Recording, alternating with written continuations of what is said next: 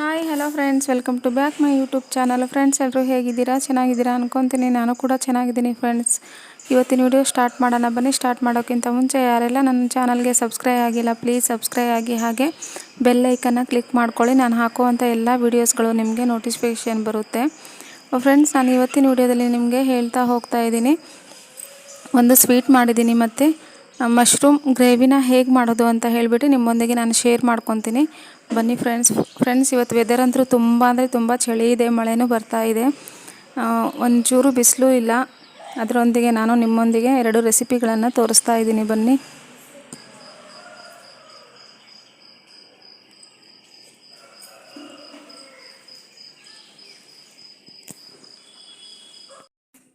Friends, ನಾನು ಮಾಡ್ತಿರುವಂಥ sweet ಬಂದು ಲಾಡುವಿಂದ ಮಾಡ್ತಾ ಇರೋದು. ತಿರುಪತಿಯಿಂದ ಲಾಡು ತೊಗೊಂಬಂದಿದ್ರು, ತುಂಬಾ ಇತ್ತು. ಮಕ್ಳಿಗೆ ಕೊಟ್ಟರೆ ಮಕ್ಕಳು ತಿಂತಾ ಇರಲಿಲ್ಲ.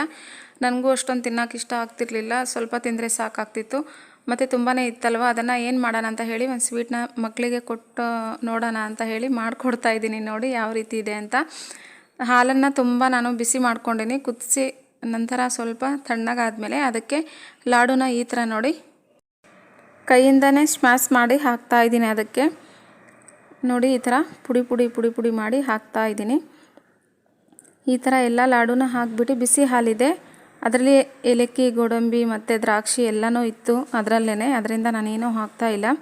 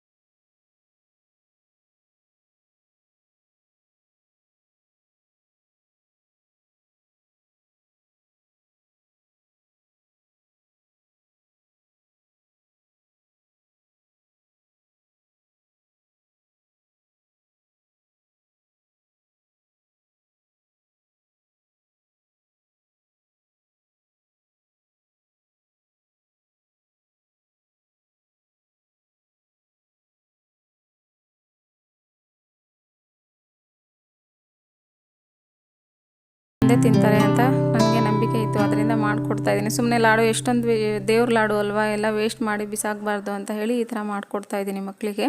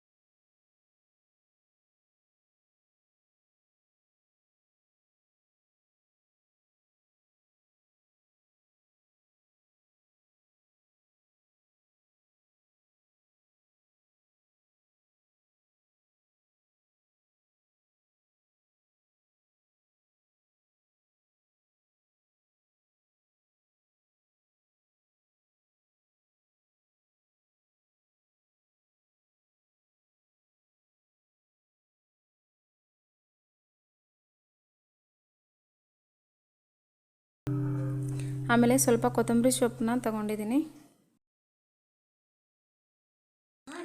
ಮೊದಲು ಎಣ್ಣೆ ಬಿಸಿ ಮಾಡಿಬಿಟ್ಟು ಪಾತ್ರೆಯಲ್ಲಿ ನಂತರ ನಾನು ಸಾಸಿವೆ ಮತ್ತು ಕರಿಬೇವು ಸೊಪ್ಪನ್ನ ಹಾಕಿದೆ. ಅದು ಚಿಟಪಟ ಅಂದ ತಕ್ಷಣವೇ ತೊಳೆದಿರ್ತಕ್ಕಂಥ ಮಶ್ರೂಮ್ನ ಹಾಕಿದೆ. ಮಶ್ರೂಮ್ ಚೆನ್ನಾಗಿ ಫ್ರೈ ಆಗಬೇಕು ಎಣ್ಣೆಯಲ್ಲಿ. ಫಸ್ಟಿಗೆ ಫ್ರೈ ಆದ ತಕ್ಷಣ ಸ್ವಲ್ಪ ಅರಿಶಿನ ಪುಡಿ, ಖಾರದ ಪುಡಿನ ಹಾಕಿದ್ದೀನಿ ನೋಡಿ.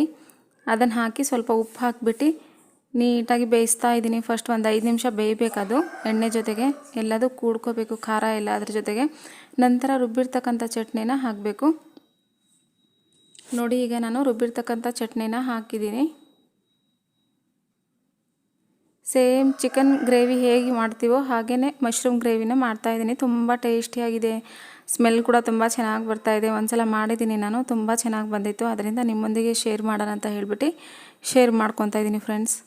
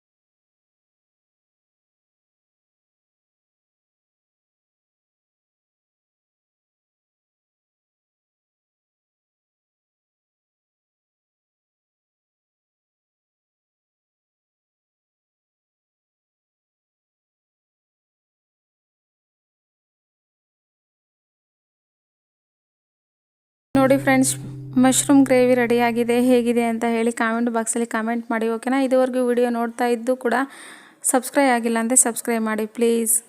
ಮುಂದೆ ನಾನು ಹಾಕುವಂಥ ವೀಡಿಯೋಸ್ಗಳಿಗೆ ಸಪೋರ್ಟ್ ಮಾಡ್ತಾ ಹೋಗಿ ನನಗೆ ಅಂತ ನಿಮ್ಮಲ್ಲಿ ನಾನು ಕೇಳ್ಕೊತೀನಿ. ಹೇಗಿದೆ ನೋಡಿ, ತುಂಬ ಟೇಸ್ಟಿ ಅಂದರೆ ತುಂಬ ಚೆನ್ನಾಗಿ ಬಂದಿದೆ. ನನಗಂತೂ ತುಂಬಾ ಇಷ್ಟ ಆಯಿತು. ನಿಮ್ಗೆ ಹೇಗೆ ಅನ್ನಿಸ್ತು ಅಂತ ಹೇಳಿ ಕಾಮೆಂಟ್ ಬಾಕ್ಸಲ್ಲಿ ಕಾಮೆಂಟ್ ಮಾಡಿ, ಓಕೆನಾ?